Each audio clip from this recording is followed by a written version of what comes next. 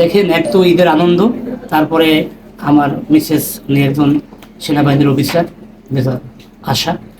তো আমরা আমাদের এই বিয়েকে স্মরণীয় করে রাখার জন্য আমি আমার ওয়াইফকে এই আজকে হেলিকপ্টারে নিয়ে মোল্লাহাটে এসেছি আমার বাড়িতে আমাদের বিয়েটাকে স্মরণীয় করে রাখার জন্য। আর একটু ব্যতিক্রম, মানুষ তো সবাই আসে, আর মানুষ তো বিয়ে প্রতিদিন করে না, মানুষ জীবনে একবার বিয়ে করে, প্রথম একটা আনন্দ, একটা আবেগ থাকে।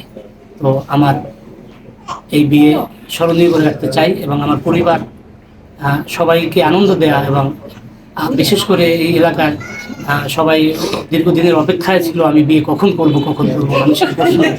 তো সেটারও একটা অবসান। তো ভাবলাম সব মিলিয়ে ঈদ এবং আমার বিয়ে, বউ বাড়িতে আনা, সব মিলিয়ে একটা সারপ্রাইজ সকল মানুষের জন্য, মানুষের জন্য, জালবাটি মানুষের জন্য। প্রথমত আমি আমার শ্বশুরবাড়ির সবাইকে অনেক ধন্যবাদ জানাতে চাই। যদিও আমার তাদের সাথে প্রথম দেখা না, তারা ছিল আগে আমার সাথে অনেকদিন ছিল। প্রথম আমার আশা, আমার হাজবেন্ড আমাকে এভাবে নিয়ে আসবে, আমি আগে থেকে অত কিছু সে বলেও নাই, আমাকে একটা সারপ্রাইজ ছিল। আমি খুবই কৃতজ্ঞ সবার প্রতি, বিশেষ করে আমার শ্বশুর শাশুড়ির প্রতি অনেক বেশি কৃতজ্ঞ।